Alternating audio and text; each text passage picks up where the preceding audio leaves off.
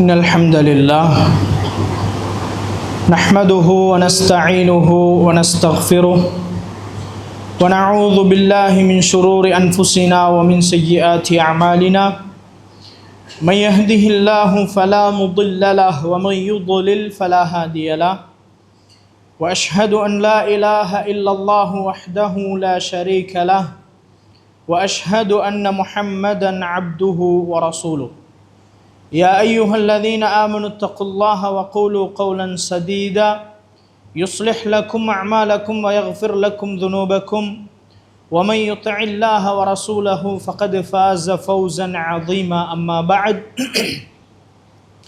فإن أصدق الحديث كتاب الله وخير الهدي هدي محمد صلى الله عليه وسلم وشر الأمور محدثاتها وكل محدثة بدعة وكل بدعة ضلالة وكل ضلالة في النار وبعد எல்லாம் வல்ல அல்லாஹு தஆலாவை போற்றி புகழ்ந்து அவனுடைய இறுதி தூதர் நபி முஹம்மது ஸல்லல்லாஹு அலைஹி வஸல்லம் அவர்கள் மீது அல்லாஹுடைய அருளும் அன்பும் கருணையும் என்றென்றும் நின்று நிலவட்டுமாக. வார்த்தைகளில் சிறந்தது வல்லவன் ரஹ்மான் அல்லாஹ்வின் வார்த்தைகள் என்றும், வழிகாட்டல்களில் நடைமுறைகளில் மிகவும் சிறந்தது அல்லாஹுடைய தூதர் நபி முஹம்மது ஸல்லல்லாஹு அலைஹி வஸல்லம் அவர்களுடைய வழிகாட்டல்கள் நடைமுறைகள் என்றும், விடயங்களிலே மிக மோசமானது மார்க்கத்தின் பெயரால் உருவாக்கப்படுகின்ற பித்ஆக்கள், எல்லா பித்ஆக்களும் வழிகேடுகள், எல்லா வழிகேடுகளும் மனிதனை நரகத்தின் பால் கொண்டு போய் சேர்க்கும் என்று நபிகளார் தனது உரைகளில் ஆரம்பத்திலே நினைவுபடுத்தக்கூடிய இந்த வாசகங்களை நானும் உங்கள் முன்னிலையில் நினைவுபடுத்தியவனாக இன்றைய இந்த ஹுத்துபாவை ஆரம்பம் செய்கின்றேன். அன்புள்ள சகோதரர்களே, இன்றைய ஹுத்துபாவில் இறை இல்லங்களும் பேண வேண்டிய அமானிதங்களும் என்ற தலைப்பில் ஒரு சில விடயங்களை சுருக்கமாக உங்களுக்கு மத்தியிலே ஞாபகப்படுத்தலாம் என்று நினைக்கின்றேன்.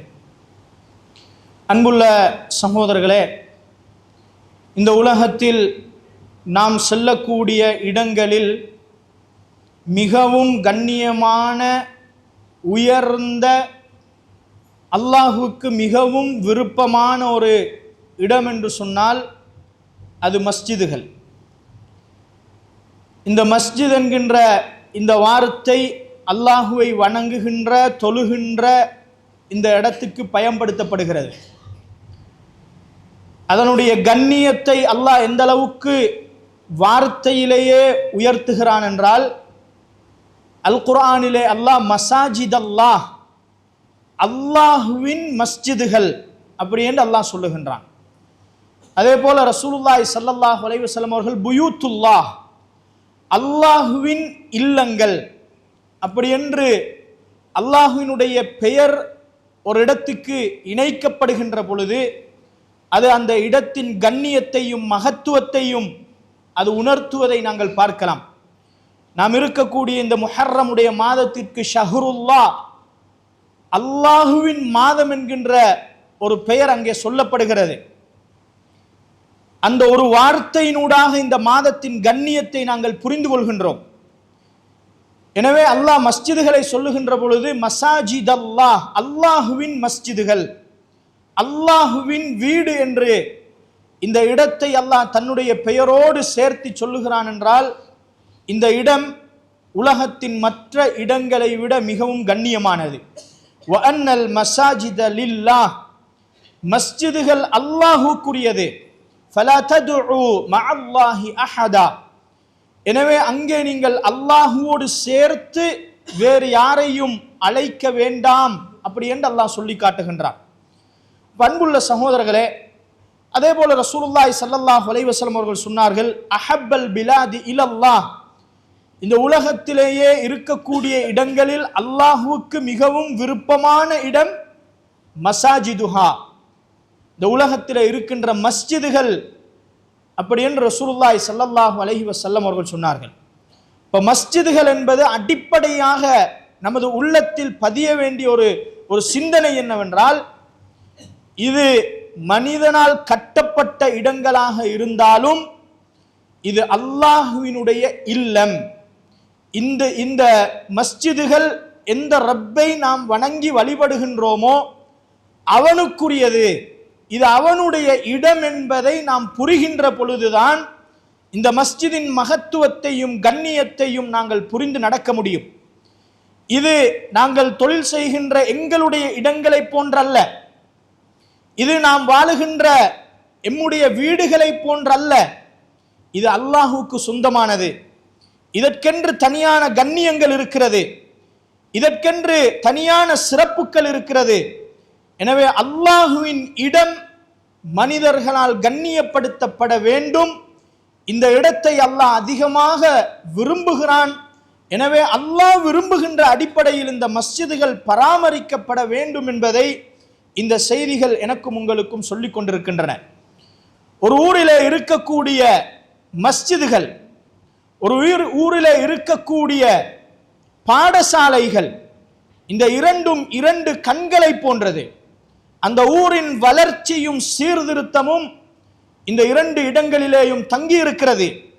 ஒரு ஊரிலே இருக்கக்கூடிய மஸ்ஜிதுகளும் பாடசாலையும் சரியான முறையில் இயங்குமாக இருந்தால், அதில் இருக்கக்கூடியவர்கள் சரியான முறையில் வழிநடாத்தப்படுவார்களாக இருந்தால், ஒரு ஊரின் வளர்ச்சியும் சீர்திருத்தமும் அங்கேதான் தங்கி இருக்கிறது. எனவே இந்த மஸ்ஜிதினுடைய, இந்த சமுதாயத்தில் இந்த மஸ்ஜிதினுடைய கண்ணியம் என்ன என்பதை நாங்கள் புரிந்து கொள்ள வேண்டும். மஸ்ஜிதுகள் என்பது அல்லாஹுவை வணங்கக்கூடிய, இபாதத்துக்கள் செய்யக்கூடிய ஒரு இடம். இந்த மஸ்ஜித், மஸ்ஜிதினுடைய அடிப்படை நோக்கம் வணக்கம் என்பதை நாங்கள் புரிந்து கொள்ள வேண்டும். ஒரு மஸ்ஜிதினூடாக சமூக பணிகள் செய்யலாம், ஒரு மஸ்ஜிதினூடாக தஅவா பிரச்சாரங்கள் செய்யலாம், ஒரு மஸ்ஜிதினூடாக இன்னும் பிற பணிகளை நாம் முன்னெடுக்க முடியும். ஆனால் ஒரு மஸ்ஜிதின் அடிப்படை வணக்கம், இபாதத். அதனாலதான் மஸ்ஜிதுக்குள் வந்துவிட்டால் 2 ரக்அத்துக்கள் தொழாமல் நீங்கள் அமர வேண்டாம் என்று ரசூலுல்லாஹ் சொன்னார்கள். ஏன்? மஸ்ஜிதுகள் கட்டப்பட்டதன் நோக்கம் அங்கே முதலாவது நிறைவேற்றப்பட வேண்டும். ஒரு நேரத்தில் ஒரு மஷூராவுக்காக மஸ்ஜிதுக்குள் நுழைகிறோம். மஷூராவில் நேரடியாக அமர்வதற்கு முன்னால் மஸ்ஜித் கட்டப்பட்டதன் அடிப்படை நோக்கம் அங்கே நிறைவேற்றப்பட வேண்டும். எனவே 2 ரக்அத்துக்கள் தொழாமல் நீங்கள் அமர வேண்டாம் என்பதை ரசூலுல்லாஹி ஸல்லல்லாஹு அலைஹி வஸல்லம் அவர்கள் எமக்கு சுட்டிக்காட்டினார்கள். அதே போல மஸ்ஜிதுகள் என்பது இந்த சமுதாயத்துக்கு மார்க்கத்தின் அறிவை கொண்டு போய் சேர்க்க வேண்டிய மிக முக்கியமான தலம் இந்த மஸ்ஜித்.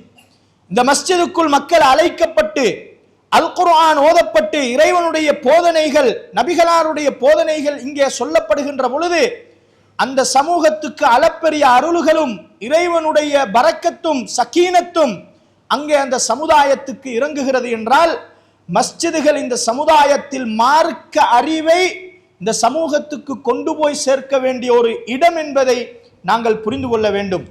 அதே போல சமூக சீர்திருத்தம் இந்த மஸ்ஜிதுகளிலே இருந்து ஒவ்வொரு ஊரிலேயும் நடைபெற வேண்டும். ஊரிலே இருக்கக்கூடிய பாவங்கள் மஸ்ஜிதுகளிலே இருந்து களையப்பட வேண்டும். ஊரிலே இருக்கக்கூடிய அனாச்சாரங்கள் மஸ்ஜிதிலே இருந்து சீர்திருத்தப்பட வேண்டும். அந்த வேலை, அந்த பணி இந்த மஸ்ஜிதுகளிலே நடைபெற வேண்டும்.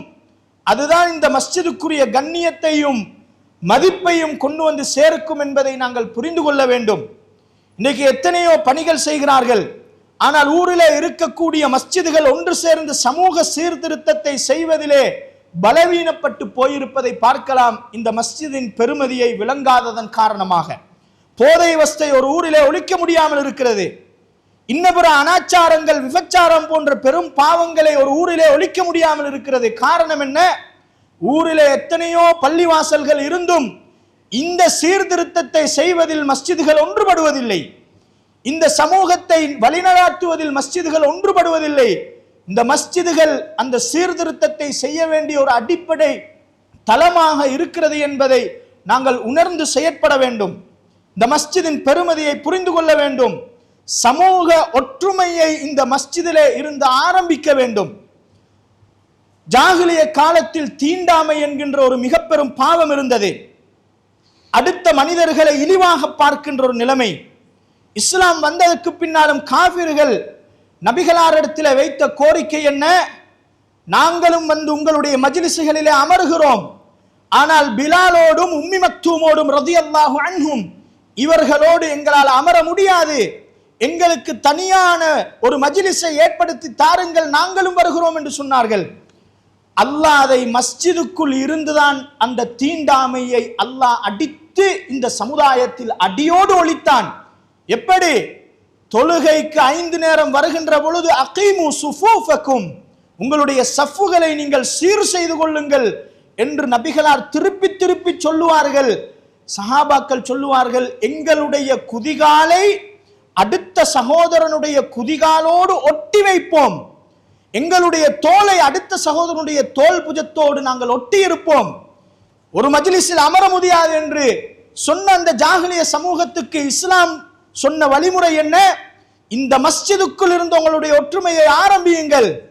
ஊரினுடைய ஜனாதிபதியாக இருக்கலாம், சமூகத்தின் தலைவராக இருக்கலாம், அடிமட்ட ஏழையோடும் சஃபிலே நிற்கிற பொழுது அவன் ஒரு முஸ்லிம், அவன் ஒரு இஸ்லாமிய சகோதரன் என்ற அடிப்படையில் காலோடு கால் சேர்த்து தோளோடு தோல் சேர்க்கின்ற முறையில் தான் சஃபிலே நிற்க வேண்டும்.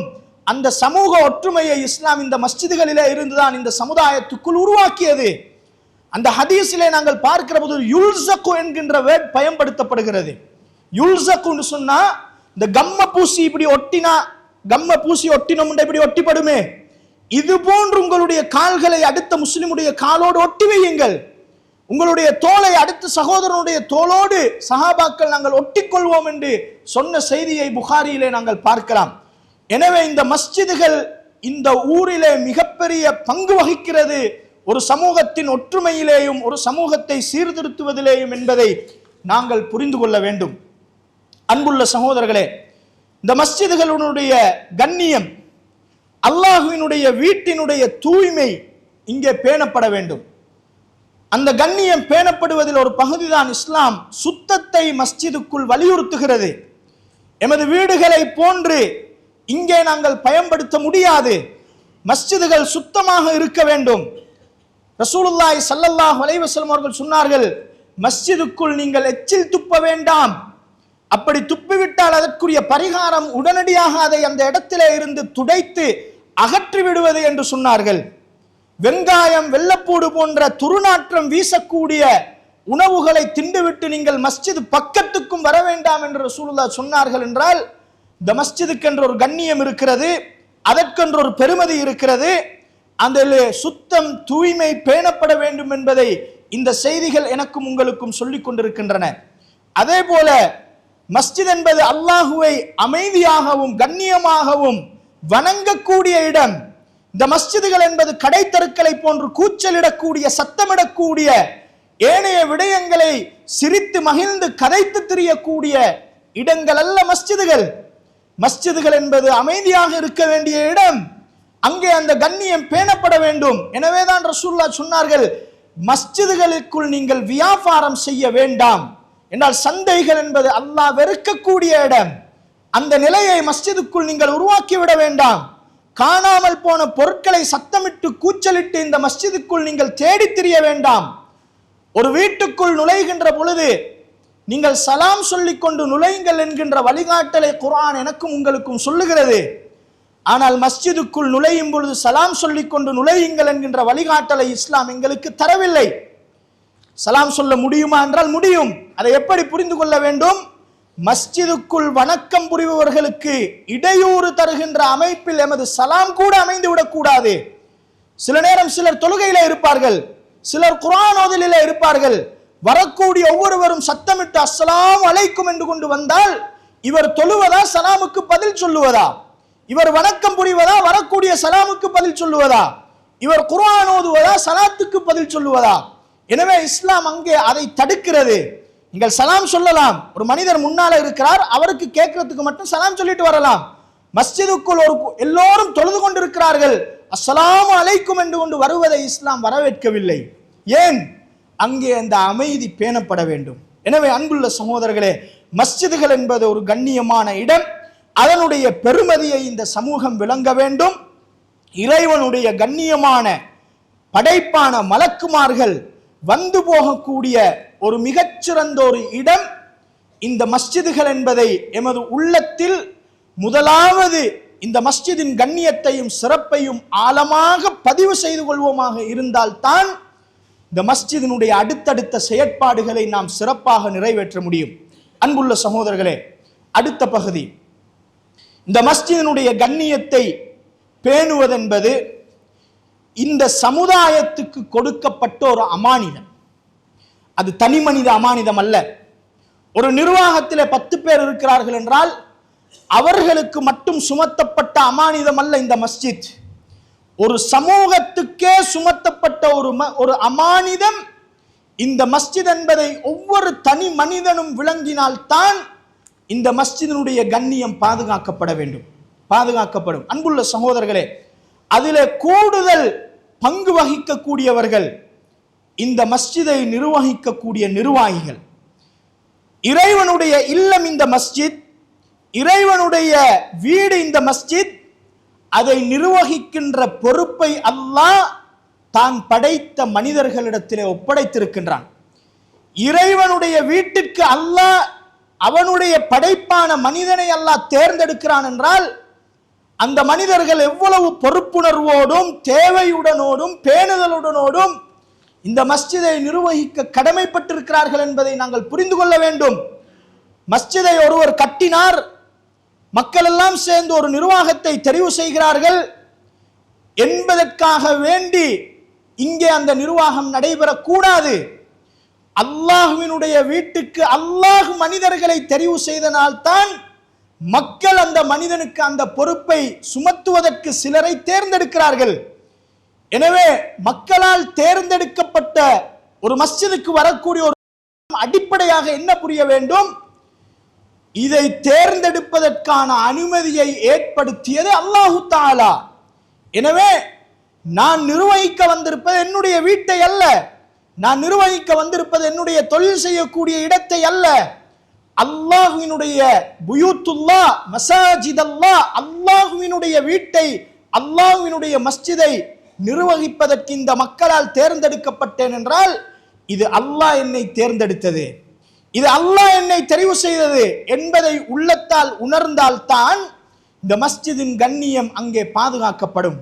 அன்புள்ள சகோதரர்களே, அல்லாஹ்வினுடைய வீட்டை நிர்வகிக்கக்கூடியவர்கள் அவர்கள் எப்படிப்பட்டவர்கள், அவர்கள் எப்படி இருக்க வேண்டும் என்பதை அந்த ரப்புல் ஆலமீனே நமக்கு தெளிவுபடுத்துகின்றான்.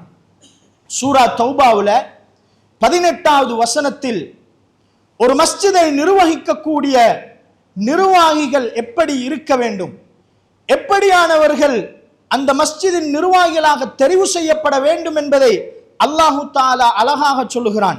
இன்னமா யஅமுரு மசாஜிதல்லாஹ், அல்லாஹ்வினுடைய மஸ்ஜிதுகளை நிர்வகிக்கக்கூடியவர்கள் மன் ஆமன பில்லாஹி வல் யௌமில் ஆகிர். முதலாவது அடிப்படை என்ன தெரியுமா? அல்லாஹுவையும் மறுமை நாளையும் அவர்கள் ஈமான் கொண்டிருக்க வேண்டும். அப்படின்னா என்ன?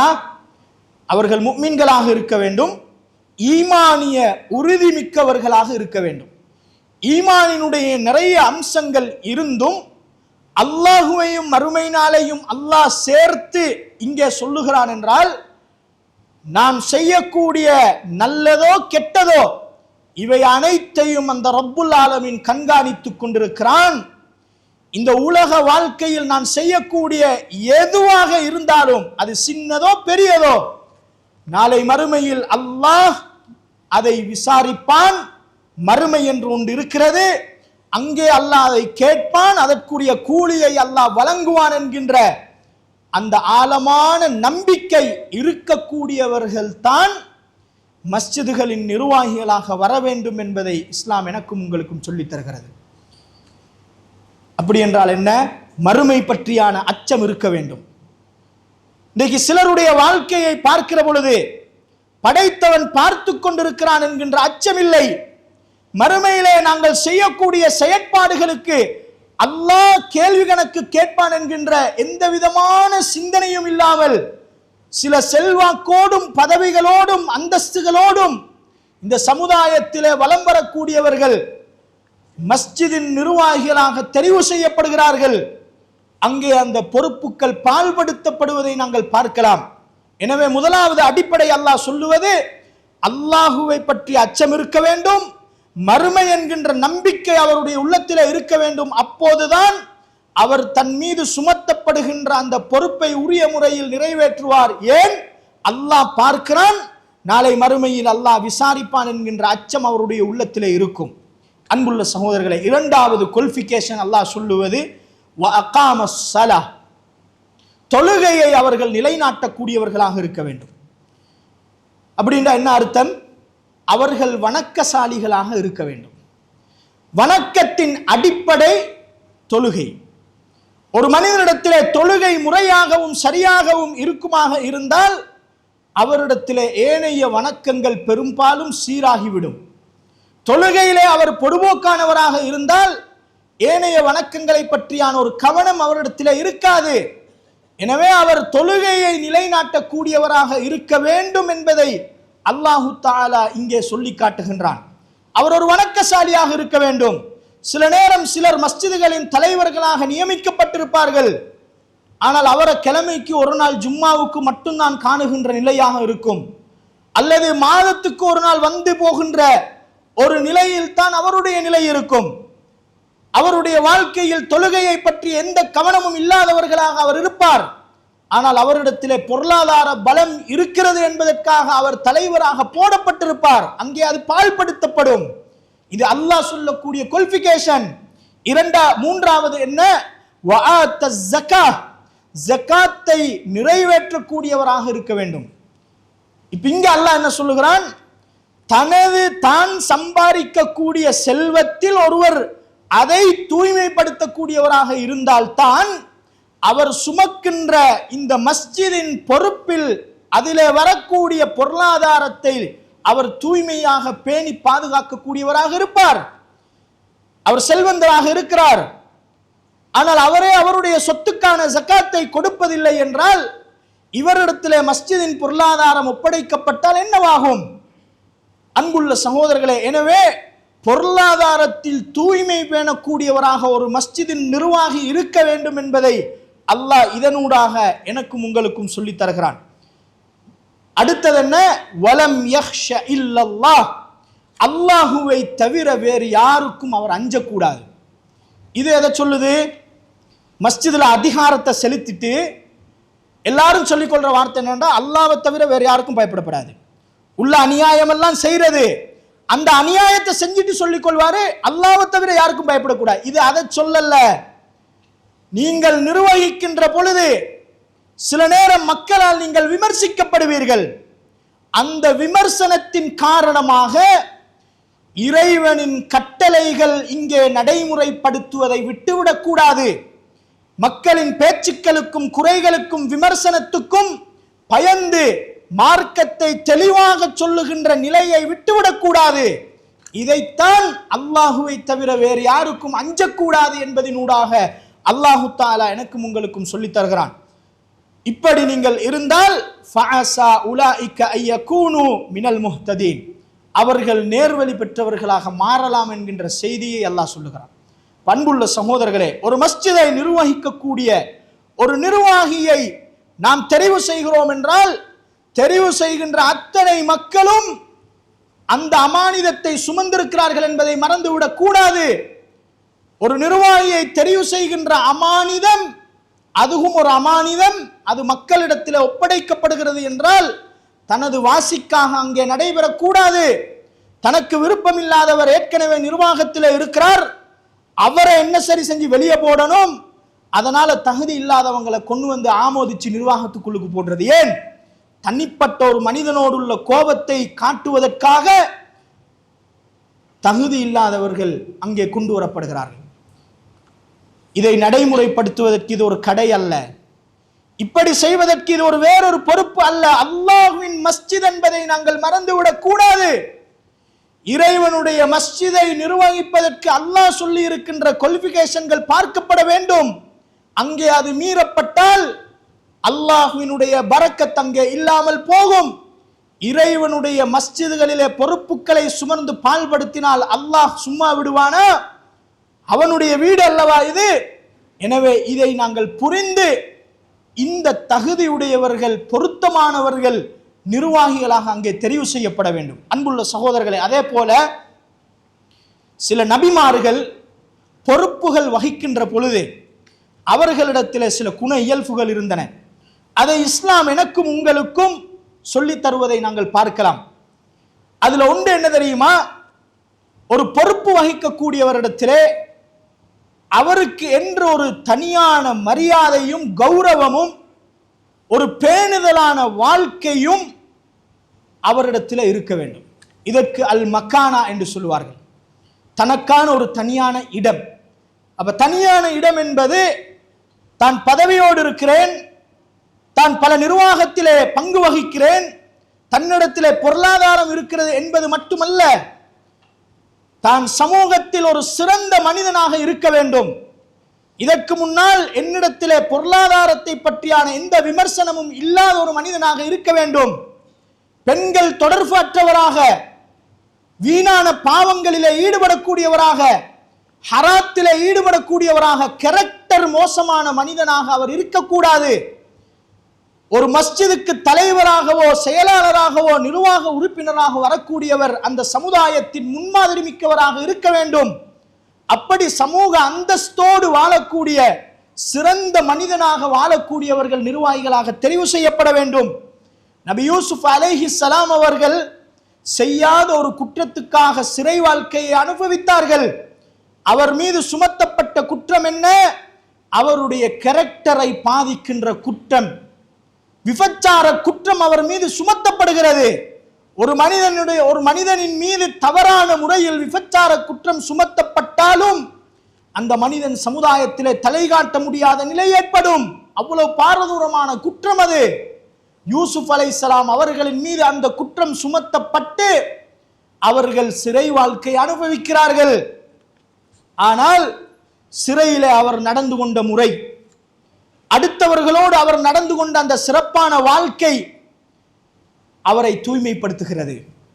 யார் அவர் மீது குற்றத்தை சுமத்தினார்களோ அவர்களே சொன்னார்கள், யூசுப் குற்றமற்றவர் அலைஹிஸ்ஸலாம். என்ன நடக்கிறது?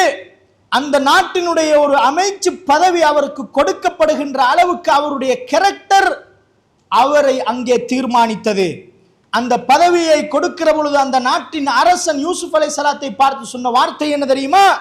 இன்னக்கல் யௌம லதைனா மக்கீனுன் அமீன்.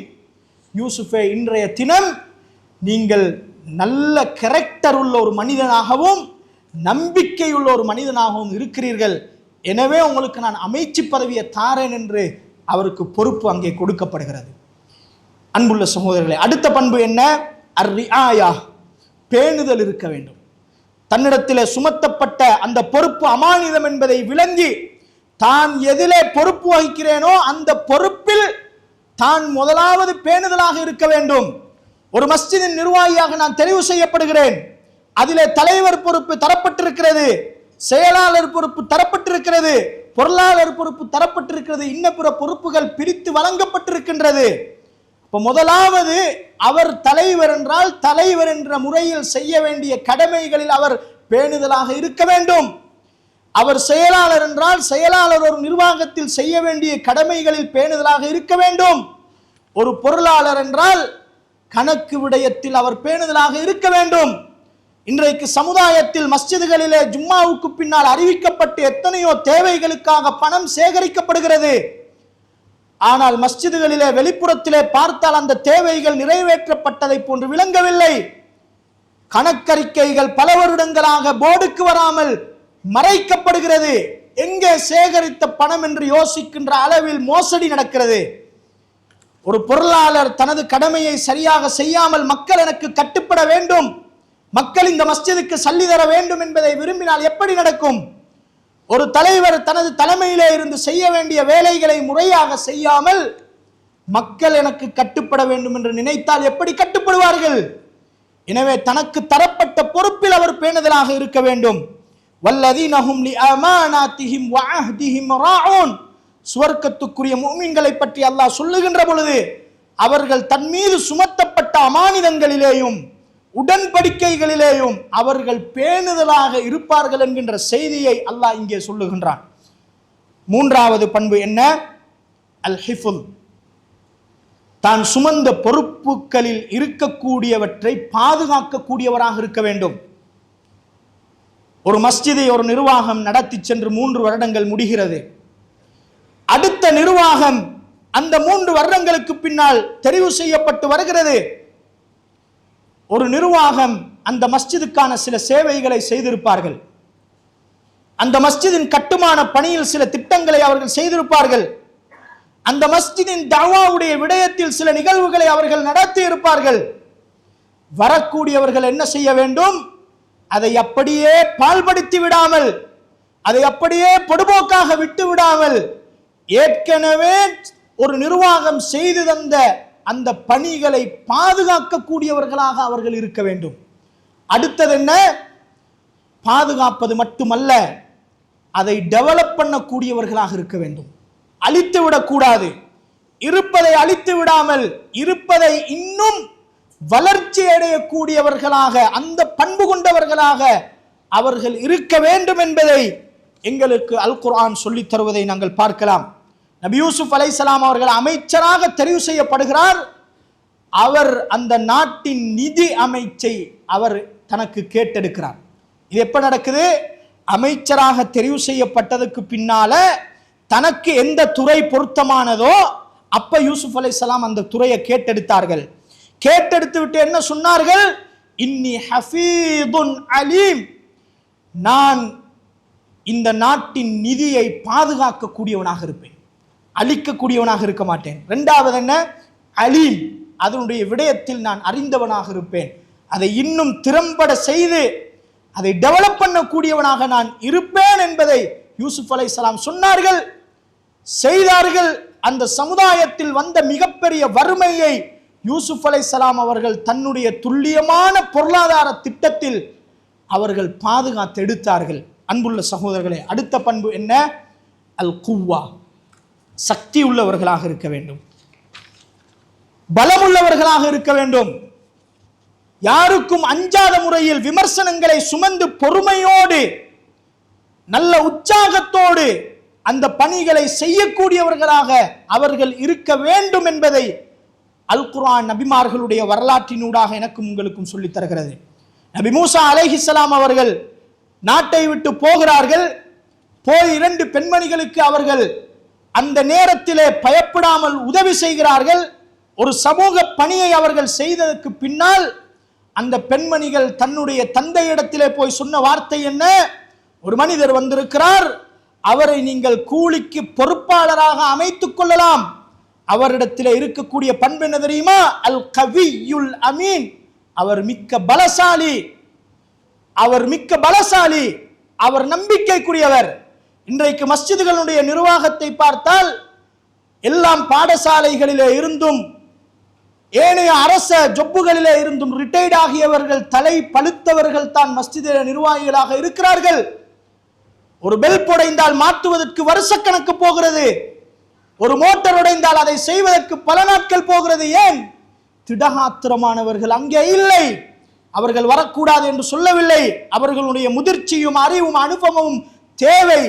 ஆனால் அவர்களோடு மட்டும் நின்று கொண்டால் அங்கே பணிகள் சரியான முறையில் நடக்காது. பலம் உள்ளவர்கள் அங்கே சேர்க்கப்பட வேண்டும், அதோடு நம்பிக்கையாளர்களாக இருக்க வேண்டும் என்பதை அல் குர்ஆன் எனக்கும் உங்களுக்கும் சொல்லித் தருகிறது. எனவே அன்புள்ள சகோதரர்களே, இறைவனுடைய வீடு அல்லாஹ்வினுடைய மஸ்ஜிதுகள், அந்த மஸ்ஜிதுகள் இந்த சமூகத்துக்கு கொடுக்கப்பட்ட அமானிதம். அது 10 பேருக்கு மட்டும் சுமத்தப்பட்ட அமானிதம் அல்ல, எல்லோருமாக சேர்ந்து ஒற்றுமையாக கட்டி எழுப்பப்பட வேண்டிய இடம் அந்த மஸ்ஜித். அந்த மஸ்ஜிதுக்கு அதை நிர்வகிப்பதற்கு சில சகோதரர்கள் தெரிவு செய்யப்பட வேண்டும். அவர்கள் எப்படிப்பட்டவர்களாக, என்னென்ன பண்புள்ளவர்களாக இருக்க வேண்டும் என்பதை சுருக்கமாக உங்களுடைய சிந்தனைக்கு கொண்டு வந்திருக்கிறேன். அல்லாஹு தாலா எனக்கும் உங்களுக்கும் அருள் புரிவானாக.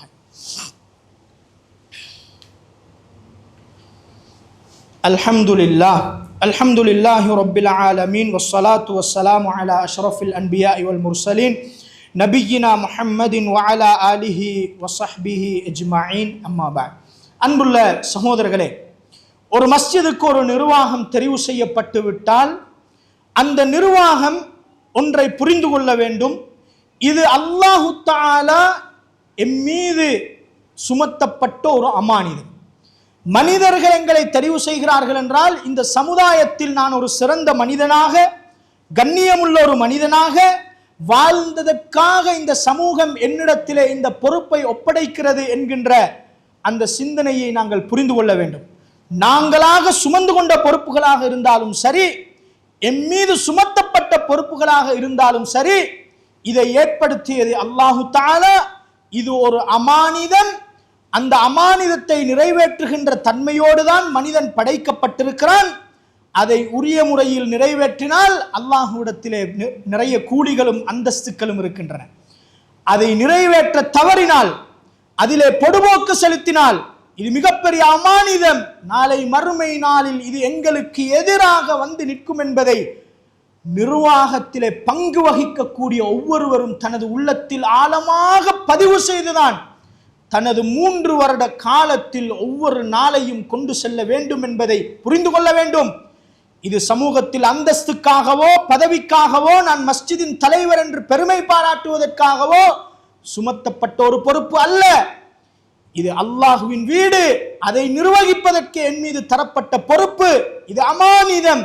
இதை பற்றி அல்லாஹ் நாளை மறுமை நாளில் கேட்பான் என்கின்ற அந்த சிந்தனை இருக்க வேண்டும். பொறுப்புகளை பற்றி அதை சுமந்து கொள்ளக்கூடியவர்களுக்கு இஸ்லாம் இன்னின்ன கூலிகள் இருக்கின்றது என்று சொன்னதை விட அதிகமாக இன்னின்ன தண்டனைகள் இருக்கிறது என்று எச்சரித்ததுதான் அதிகமாக இருக்கிறது. ஹதீசுகளிலே நாங்கள் தேடி பார்க்கின்ற பொழுது நாம் எல்லோரும் அறிந்த ஒரு செய்தி, குல்லுக்கும் ராஇன் வ குல்லுக்கும் மஸ்ஊலுன் அன் ரஇயத்திஹி. நீங்கள் ஒவ்வொருவரும் பொறுப்புதாரிகள், ஏதோ ஒரு அடிப்படையில் நீங்கள் பொறுப்புதாரிகள், உங்களுடைய பொறுப்புகளை பற்றி நீங்கள் விசாரிக்கப்படுவீர்கள் என்று ரசூலுல்லாஹி ஸல்லல்லாஹு அலைஹி வஸல்லம் அவர்கள் எனக்கும் உங்களுக்கும் சொன்னார்கள். அன்புள்ள சகோதரர்களே, ஹுதைஃபா ரலியல்லாஹு அன்ஹு அவர்கள் ரசூலுல்லாஹ்விடத்திலே வந்தார்கள். அல்லாஹ்வுடைய தூதரே, எனக்கு ஏதாவது ஒரு பொறுப்பை, அபூதர் ரலியல்லாஹு அன்ஹு அவர்கள் ரசூலுல்லாஹ்விடத்திலே வந்து எனக்கு ஏதாவது ஒரு பொறுப்பை நீங்கள் தாருங்களேன், என்னையும் இந்த பொறுப்பில் பயன்படுத்திக் கொள்ளுங்களேன் என்று சொன்ன பொழுது ரசூலுல்லாஹ் என்ன சொன்னார்கள்? அபூதர்ரே, இன்னக தஈஃப், இந்த பொறுப்புகளை சுமந்து நிறைவேற்றுவதற்கு நீங்கள் பலவீனமானவர். வ இன்னஹா அமானா, இது அமானிதம் அபூதர்ரே. வ இன்னஹா யௌமல் கியாமத்தி ஹிஸ்ஸியுன் வ நதாமா, இதை ஒழுங்கான முறையில் நிறைவேற்றாவிட்டால் இந்த அமானிதம் நாளை மறுமை நாளில் கேவலமாகவும் இழிவாகவும் வந்து நிற்கும் என்று ரசூலுல்லாஹி ஸல்லல்லாஹு அலைஹி வஸல்லம் அவர்கள் சொன்னார்கள். இன்னக்கும் சதஹரிசூன அலல் இமாரா, நீங்கள் பொறுப்பு வகிக்க வேண்டும் என்பதில் உங்களுக்குள் போட்டி போட்டுக் கொள்கிறீர்கள், நிறைய ஆசை வைத்துக் கொள்கிறீர்கள். வஸதகூனு நதாமத்தன் யௌமல் கியாமா, இதை முறையாக நிறைவேற்றாவிட்டால் உலகத்தில் அது ஆசைதான், உலகத்தில் அது அந்தஸ்து தான், உலகத்தில் அது மரியாதை தான். ஆனால் ஒழுங்காக நிறைவேற்றாவிட்டால் மறுமையில் இழிவாக இந்த பொறுப்பு வந்து நிற்கும் என்பதை ரசூலுல்லாஹி ஸல்லல்லாஹு அலைஹி வஸல்லம் அவங்க சொல்லிட்டு அழகான ஒரு செய்தி சொன்னார்கள் பாருங்கள். ஃபனிஅமல் முர்திஆ, இந்த பொறுப்பை சுமக்கின்ற பொழுது பொறுப்பு எப்படி தெரியுமா இருக்கும்? தாய்ப்பால் ஊட்டுகின்ற தாயை போன்று இருக்கும் என்று சொன்னார்கள். அப்படின்னா என்ன?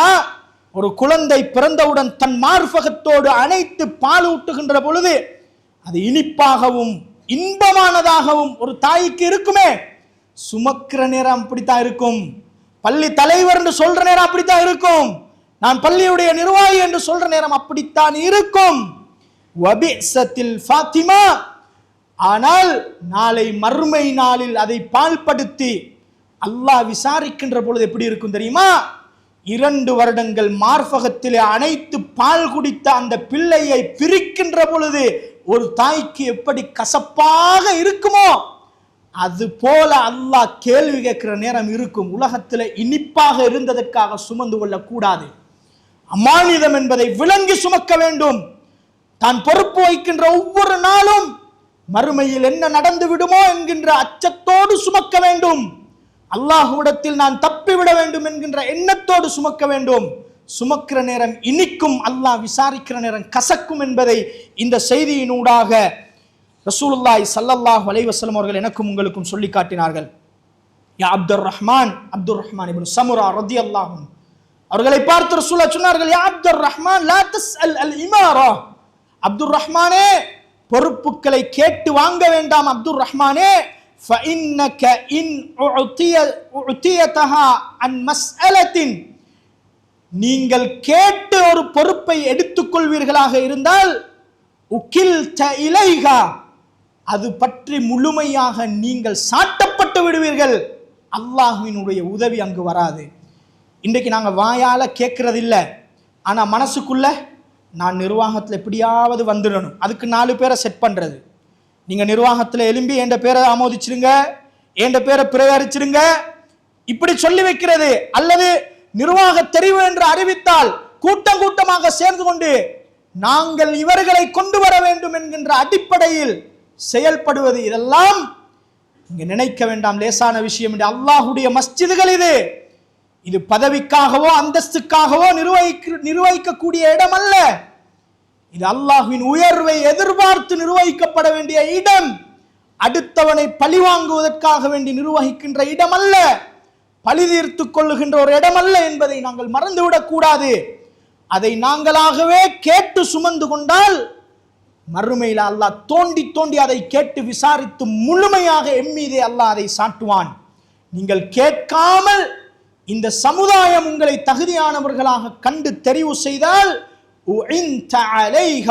அல்லாஹ்வினால் நீங்கள் உதவி செய்யப்படுவீர்கள். அங்கதான் பரக்கத் இருக்கிறது என்பதை ரசூலுல்லாஹி ஸல்லல்லாஹு அலைஹி வஸல்லம் சொன்னார்கள். அன்புள்ள சகோதரர்களே, எனவே ஒரு நிர்வாகம் செய்வதற்கு இறைவனுடைய உதவி வேண்டும், அருள் வேண்டும் என்பதை புரிந்தால் மட்டும்தான் இது அமானிதமாக நிறைவேற்றப்படும் என்பதை நாங்கள் புரிந்து கொள்ள வேண்டும். ரசூலுல்லாஹி ஸல்லல்லாஹு அலைஹி வஸல்லம் அவர்கள் சொன்னார்கள், மா மின் அப்தின் இஸ்தரஆஹு அல்லாஹு ரஇயதன், ஒரு மனிதன் ஒரு பொறுப்பிலே அல்லாஹ் அவருக்கு ஒரு பொறுப்பை சுமத்துகின்றார், அவர் அந்த பொறுப்பை அமானிதமாக விளங்கி ஒழுங்கான முறையில் நிறைவேற்றவில்லை என்றால் சுவனத்தின் வாடையை கூட அவர் நுகர மாட்டார். இன்னொரு செய்தியில சுவர்க்கம் அவருக்கு ஹராமாக்கப்படுகிறது, இன்னொரு செய்தியில அவர் நரகத்தில் நுழைவிக்கப்படுவார் என்ற செய்தியை ரசூலுல்லாஹி ஸல்லல்லாஹு அலைஹி வஸல்லம் சொன்னார். எனவே இந்த செய்திகளை எல்லாம் உள்வாங்கித்தான் ஒரு நிர்வாகம் அமைய வேண்டும்.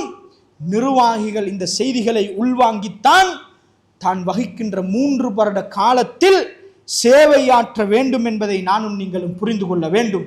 அன்புள்ள சகோதரர்களே, எனவே அப்படிப்பட்ட ஒரு நிலைமை இந்த சமுதாயத்தில் ஏற்பட வேண்டும். மறுமை நாள் நெருங்குகின்ற பொழுது அமானிதங்கள் பால்படுத்தப்படும் என்று சொன்னார்கள். அமானிதங்கள் பால்படுத்தப்படும் என்று சொல்லுகிற பொழுது அதிலே 2 விதமான பகுதியை நாங்கள் பார்க்கலாம். ஒன்று அல் இதா, இன்னொன்று அல் ஹியானா. அல் இதா என்று சொல்றது ஒரு அமானிதத்தை தகுதி இல்லாதவர்கிட்ட கொடுக்கிறது, அவருக்கு அந்த அமானிதத்தை பற்றிய அவர் நிர்வகிக்கின்ற அந்த பொறுப்பு பற்றிய அறிவு இல்லாமல் அவர் அதிலே தவறிழைப்பது. இன்னொன்று அவருக்கு அனைத்தும் தெரியும், தெரிந்து கொண்டு மோசடி செய்வது. இது 2மே அமானித மோசடி தான். ஒரு ஆள் நிர்வாக தெரிவு செய்யப்படுகிறார், அவருடைய மனசாட்சிக்கு விளங்குது நான் தகுதி இல்லைன்னு, ஆரம்பத்திலேயே இது லேசான பொறுப்பு இல்லை, இதுக்கு நான் தகுதி இல்லை, என்ன இந்த சமூகமா நீங்க தகுதியாக கண்டதற்கு ஜஸாக்கல்லாஹ் ஹைர், ஆண்டா எனக்கு தெரியும் என்னுடைய பலவீனம், நான் தகுதியற்றவன் என்று சொல்லி ஒதுங்கிக் கொண்டால் அல்லாஹ்விடத்திலே தப்பிவிடலாம்.